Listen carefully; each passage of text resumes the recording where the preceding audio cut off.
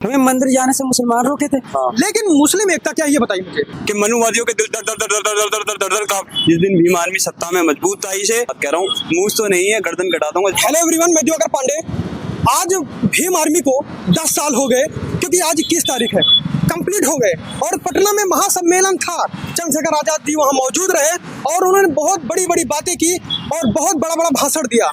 वहाँ पर मुस्लिम समाज को भी इनवाइट किया गया और ये बोले दलित मुस्लिम को जोड़ेंगे और देश में विकास की काम करेंगे। अब नेताजी आप इधर आइए, अब हम इस मुद्दे पे बात करेंगे और देखेंगे कि भाई क्या मामला है। सबसे बड़ा मेरा क्वेश्चन रहेगा कि पटना में आज 10 साल कंप्लीट हो गया भीम आर्मी को।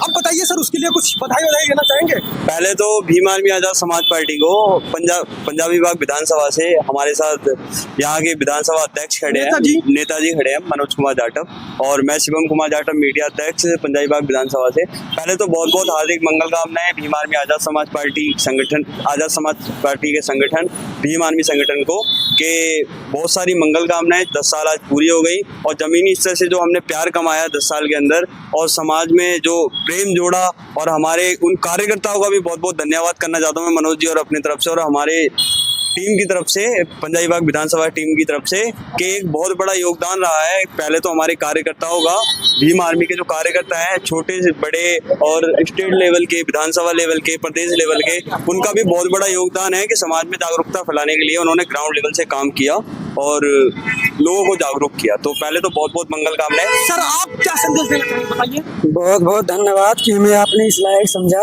अरे लायक नहीं सर, आप बहुत बड़े हैं। पहले तो सर भीम आर्मी भारत एकता मिशन 10वें स्थान दिवस की हार्दिक मंगल कामनाएं हो। बहुत बहुत धन्यवाद। उसके बाद आपको भी धन्यवाद देना चाहता हूँ कि आप हमें इस लायक समझा, कि आवाज उठाने के लायक समझा, कि आप भी हमारी जो जनता है, भोली भाली जनता, उन्हें बहकाया जा रहा है, लेकिन आप लोग हो कि उनकी आवाज उठाने का काम कर रहे हो। बिल्कुल सर, बहुत बहुत धन्यवाद। सर अब हमारे तीखे सवाल रहेंगे। हाँ जी सर। जो कि देश के प्रति है, समाज के प्रति है और भीम आर्मी संगठन के प्रति है, जुड़ा हुआ है सवाल, जो कि जो लोग हमारे साथ जुड़े हैं उनको देखना बहुत जरूरी है। सबसे बड़ा सवाल, देश में भीम आर्मी आरएसएस से बड़ी हो चुकी है 10 साल में और आरएसएस 100 साल से संगठन है, तो इस पे आप क्या कहना चाहेंगे सर, आप बताइए। पहले तो ये देखो, देश में काशीराम जी एक नारा दिए थे और मैंने काफी वीडियो में कहा है कि वही देश पे राज करेगा जो गरीबों की बात करेगा। जैसा कि मैं आपसे बता दूं, ये जुड़ा हुआ मुद्दा है। कैसे जुड़ा हुआ है? क्योंकि ये हमेशा से, आप आज से नहीं हजारों साल से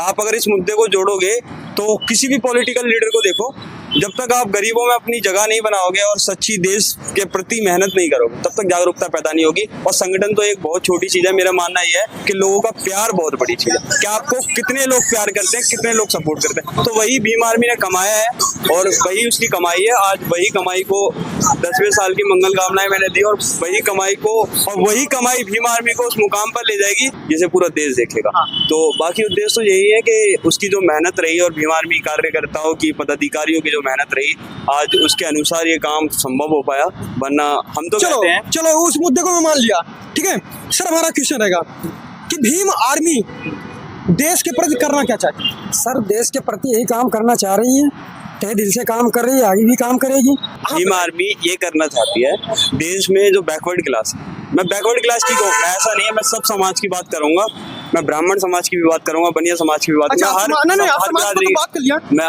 हर उस कास्ट की बात करूंगा जो दबा हुआ है, किसी न किसी चीज से पीड़ित है। तो भीम आर्मी जो काम कर रही है वो यही कर रही है कि हजारों साल से जिस गुलामी में हम जी रहे थे, उस गुलामी से बाहर निकालने के लिए जो जागरूकता भीम आर्मी ने पैदा की। यार गुलामी तो 1947 में ही निकल गए थे। किसने कहा भीम आर्मी में से? हम उस 1947 में से अंग्रेजों से आजाद हुए हैं। आज अपने देश में बैठे उन राजाओं से आजाद नहीं हुए। सर ये सही कह रहे हैं। बिल्कुल सही है, बिल्कुल सही बात है। जो देश में फूट डालो राज करोगा, राज चला रहे हैं, उनसे आजाद अभी भी देश नहीं है। देश को भटकाया जाता है मुद्दे से और जनता भटक रही है। सबसे बड़ी समस्या आज देश में यही है, देश में काम क्यों नहीं हो रहा, उसका सबसे बड़ी समस्या। आज में आप लीडर खड़े हैं मेरे और वो अच्छे से आपको अभी एक्सप्लेन करेंगे। पहले मैं आपको बता दूं, क्योंकि सबसे मेन चीज जागरूकता करना और जागरूकता समाज में पैदा करना एक बहुत बड़ा मुद्दा है। जब तक हम जागरूकता और देश के प्रति, समाज के प्रति उनके क्या मौलिक अधिकार हैं, क्या क्या भारतीय कॉन्स्टिट्यूशन के अंदर उन्हें अधिकार दिए गए हैं, डॉक्टर अंबेडकर, राजेंद्र प्रसाद और जो भी संविधान असेंबली के जो मेंबर्स हैं, सीनियर लीडर या द सीनियर पर्सन, तो मैं उनके अकॉर्डिंग यही कहना चाहूँगा कि आज देश की जनता को नहीं पता, देश की जनता पढ़ी लिखी है, समझदार है, पर उसको समझना चाहिए। ये चीज मैं कहना चाहता हूँ देश की जनता को, जब तक आप अधिकार को नहीं पढ़ोगे। मैं किसी चीज का विरोधी नहीं हूँ, ना तो मैं रामायण का विरोधी हूँ, ना कुरान का विरोधी हूँ, ना ईसाई धर्म, किसी भी धर्म का विरोधी नहीं। मैं सिर्फ और सिर्फ ये कहना चाहता हूँ कि अपने अधिकारों को भी पढ़ो, उसे पढ़ोगे तभी देश का उद्धार हो। नहीं, सब तो ठीक है। पटना में आज सम्मेलन हुआ, दलित मुस्लिम एकता की बात बताइए सर, ये राज क्या है? नहीं, मेरा क्वेश्चन भी कंप्लीट होने दीजिए। चंद्रशेखर रावण जी देश के प्रति करना क्या चाहते हैं, मैं ये जानना चाहता हूँ।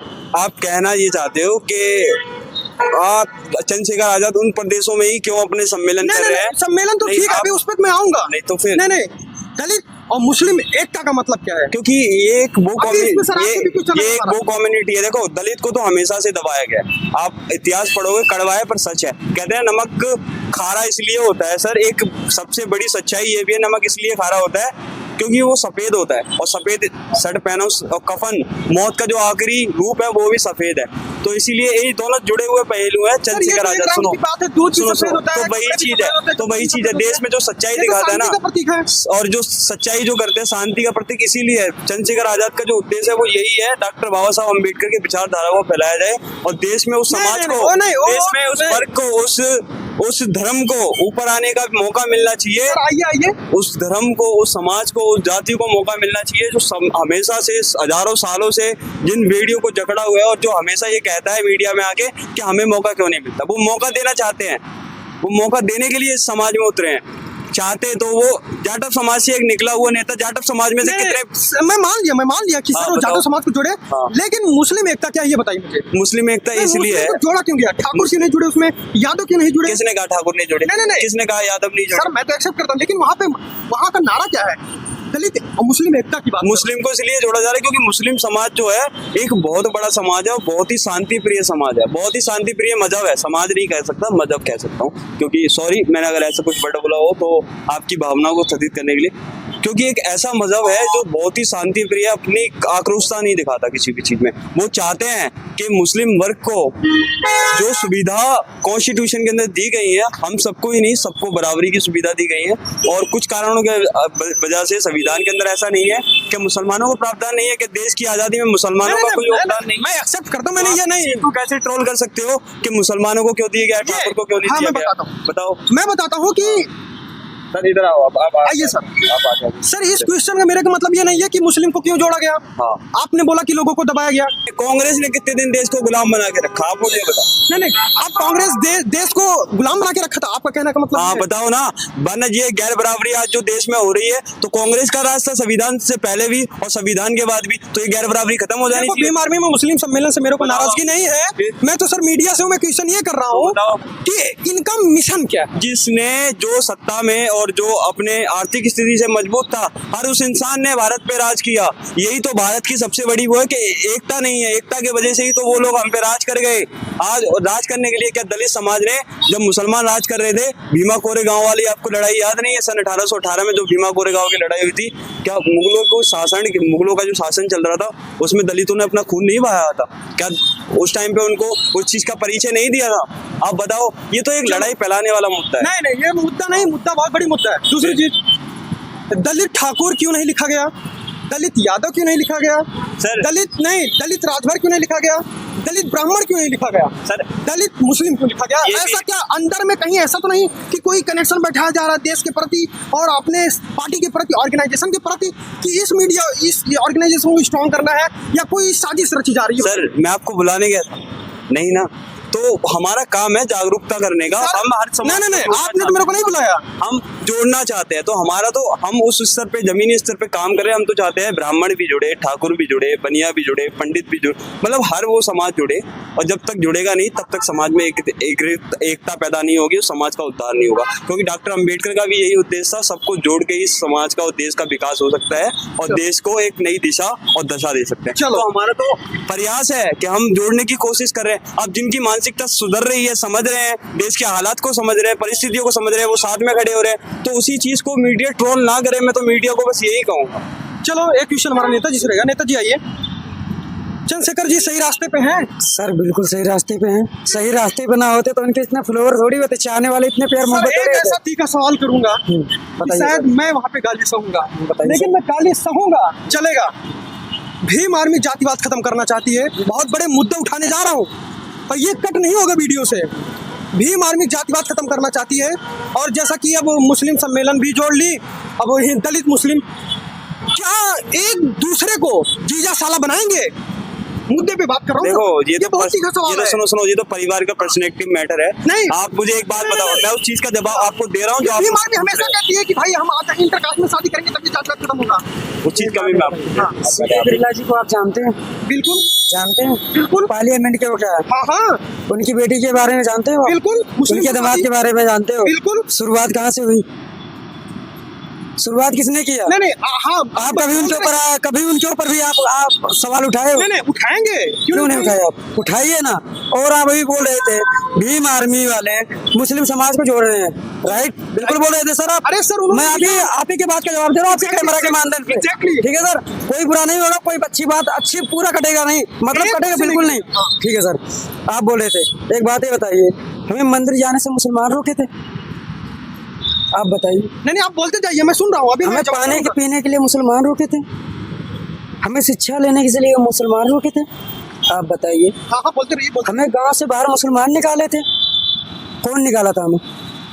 हिंदू कौम में हम भी तो पैदा हुए थे। हमें गांव से बाहर किसने रखा था? किसी ने तो रखा था, मुसलमान तो नहीं रखे थे। सही बात है ना? बिल्कुल ये जायज बात है कि नहीं है? हाँ हाँ बोलते सच्चाई रहिए। कड़वी मेरे पास सच्चाई कड़वी होती है सर। नहीं। आपको भी सुनना मैं पड़ेगा सर सुनने- हमें सुनाने के लिए अधिकार है और आपका भी सुनने का अधिकार है सर। सच्चाई यही है सर, क्योंकि हमारे SC ST OBC जितना भी हिंदू समाज के बंदी भी है, अभी 14 अप्रैल आता है, बाबा साहब की जयंती नहीं मनाते। ठीक है सर, चाहे ब्राह्मण हो, चाहे क्षत्रिय हो, चाहे बैसिया हो। क्या बाबा साहब एक कम्युनिटी या एक कौम के नेता थे या एक कौम के रुकिए तो मसीहा नहीं थे? बाबा साहब तो नहीं थे, लेकिन जो रुकिए तो पार्टियां सही बनी हैं, हाँ, सर, पार्टियां बन रही हैं। बीजेपी वाले क्या करते हैं आपके? हिंदू मुस्लिम जब दलितों के ऊपर अत्याचार होता है तब बीजेपी वाले आपके क्यों नहीं जाते? अभी मुस्लिम एक रहता है, क्रिमिनल मुस्लिम रहता है, तो किसी दलित इंसान के ऊपर चाकू मार देता है, उसके पीछे आपका बीजेपी वाले इतना भी, आप ही के नहीं, हमारे देश के नेता हैं जो बीजेपी के, सब दौड़ जाते हैं मुस्लिम आतंकवादी है, ये है वो है, इनको घेरो, इनको मारो, यही होता है। एक मिनट। जैसा कि मनोज जी का एक सवाल है, जैसा कि मैं बहुत एनालिसिस से करना चाहूँगा, और मैं आपको बता दूं कि मनोज जी ने जैसा कि बताया कि भाई साहब कि दलित को किसने गांव से भगाया, दलित को किसने मारा, जो भी वर्ड है, लेकिन इनको मुस्लिम ने नहीं सताया।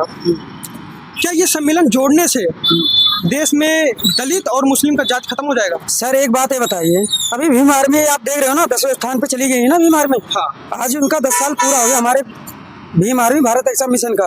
एक बात है बताइए, कौन सा राजपूत आया जुड़ने, कौन सा ब्राह्मण आया जुड़ने, कौन सा बनिया आया उसमें जुड़ने? कौन आया था? एक मिनट रुकिए तो सर, आप बता रहा हूँ कौन आया था जुड़ने? वो लोग खुद हमारे पास स्वयं चल के आए हमारे पास जुड़ने। हम भी गए थे, वो भी आए थे। भाईचारा इसको कहते हैं। ये भाईचारा नहीं करते हैं तो मुस्लिम है, तो ब्राह्मण है, तो ठाकुर है, हमारा लड़वाने का काम नहीं है। 36 बिरादरी एक है, 36 बिरादरी का जोड़ने का काम है हमारा। भीम आर्मी भारत एकता मिशन के लिए काम करती है, वो दुश्मन अच्छा, मैं मान लिया अगर मुस्लिम समाज जुड़ जाता है और सब जुड़ते हैं उसमें, क्या शांति रहेगा? क्यों नहीं शांति रहेगा सर? भारतीय हमारा संविधान शांति कराएगा। हम शांति का मार्ग उन्हें दिखाएंगे, हम उन्हें शांत कराएंगे। हम उन्हीं को नहीं, हर उस व्यक्ति को शांति के रास्ते पे लेके आएंगे। माने तो हमारी बात, हमारे कहने पे चले तो सही, लेकिन नहीं चलना हमारे कहने पे। हमें तो चमार चूड़े कह के बहलाया जाता, फुसलाया जाता, मार के भगाया जाता। सर कितना प्रोफेशनल नाम जाटव है, जैसे यादव वैसे जाटव। सर जाटव भी है, यादव भी है। एक बात है बताइए, अभी रुक जाइए, यादव कौन है अपने आप को? क्या समझते? बड़े श्रेष्ठ है ना, आपके भाषा में कहते हैं श्रेष्ठ है। नहीं मेरे भाषा में नहीं कहते सर। सर मैं बता रहा वो हूँ, अपने भाषा में कहते हैं। अपने भाषा में कहते हैं। जाटव से ओ वाल्मीकि से बहुत ऊंचे रहते हैं। लेकिन एक बात है बताइए, चलो मैं भी ये मान लेता हूँ, कृष्ण भगवान उनके घर, अभी रुक जाओ, इनके घर में जन्म हुआ था।